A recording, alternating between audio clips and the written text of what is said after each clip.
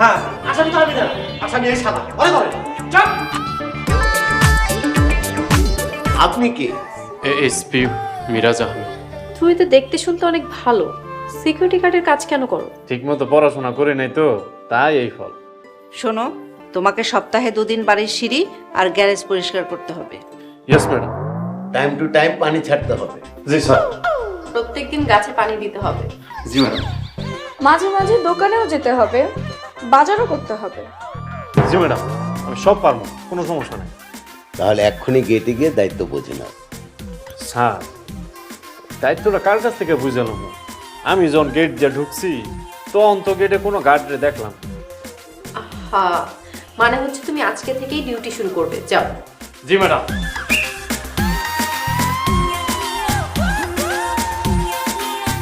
লতা, তুই যে সিকিউরিটিটা এনেছিস ছেলেটাকে দেখে তো খুব ভালোই মনে হলো।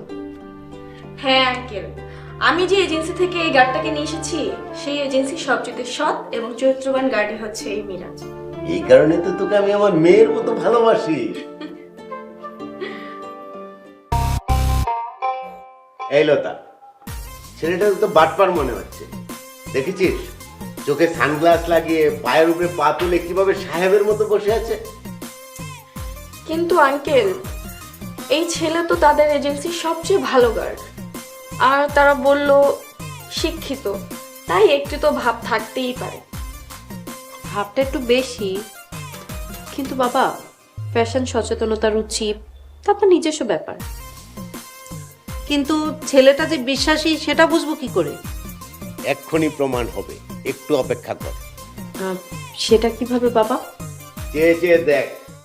হয়ে যাক। T20 আরো লাগে। শোন, ছেলেটা যদি ভালো হয় তাহলে ব্যাগটা নিয়ে ঠিক উপরে আসবে। আর যদি খারাপ হয় সোজা হেঁটে চলে যাবে, কারণ ব্যাগে আছে 1 গাদা টাকা। আরে ছেলেটা তো আমাদের বাসার দিকেই আসতেছে।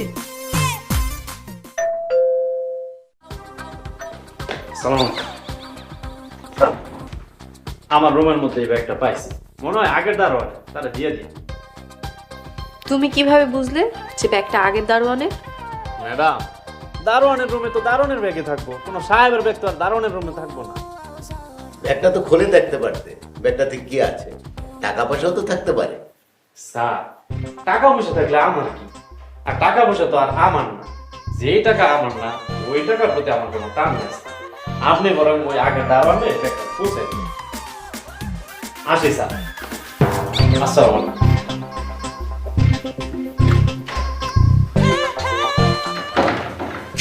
সত্যি এই ধরনের সিকিউরিটি গার্ড পাওয়া ভাগ্যের ব্যাপার। অনেক ভালো ছেলে। মা, পৌঁছে আমাকে ফোন দিও, আর বাবা টেস্টিং কোড আমাকে হোয়াটসঅ্যাপে দিয়ে দিও। তুই সাবধানে থাকিস মা। লতা, তুমি বেনির খেয়াল রেখো, ওকে একা একা কোথাও যেতে দিও না। ওকে আন্টি, আপনি চিন্তা করবেন না। আর মিরাজ, তুমি ওদের দুইজনকে খেয়াল রাখবে আর গেটে সবসময় থাকবে। আপনি কোনো চিন্তা করবেন না স্যার, আমি সব দিকে খেয়াল রাখবো, বিশেষ করে ম্যাডামের দিকে। এই যে আমার খেয়াল রাখতে হবে না, বাড়ির খেয়াল রাখলেই হবে। চোর ডাকাত থেকে সাবধান। এই মিরাজ থাকতে চোরের কোনো কারণ নাই ম্যাডাম, আপনি নিশ্চিন্তে থাকবেন। চলো বেনির বাবা, দেরি হয়ে যাচ্ছে। হ্যাঁ চলো। বাসায় সার্চ করেন আর অনেক মাদক পাবেন, সবগুলো সিজ করে থানায় নিয়ে যান। Okay sir.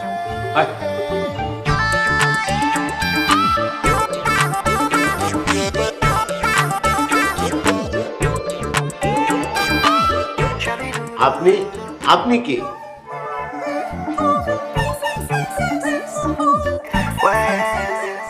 SP Miraj Ahmed.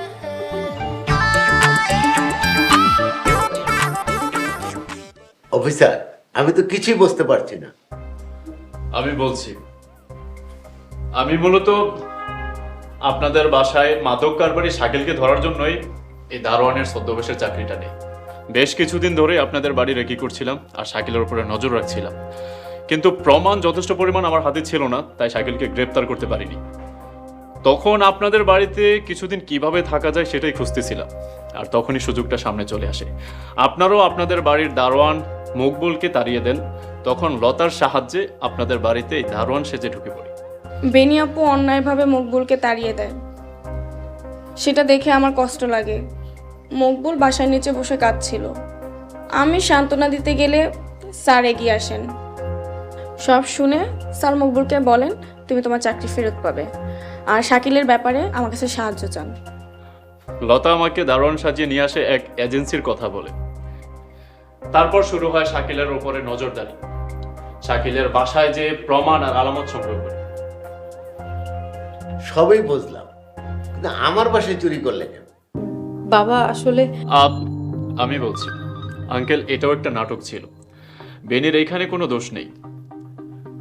এই নাটকটাও আমার মিশনের জন্য খুব প্রয়োজন ছিল। তার মানে আমার মেয়েও তোমার এই মিশনে সাহায্য করেছে। I proud of my daughter.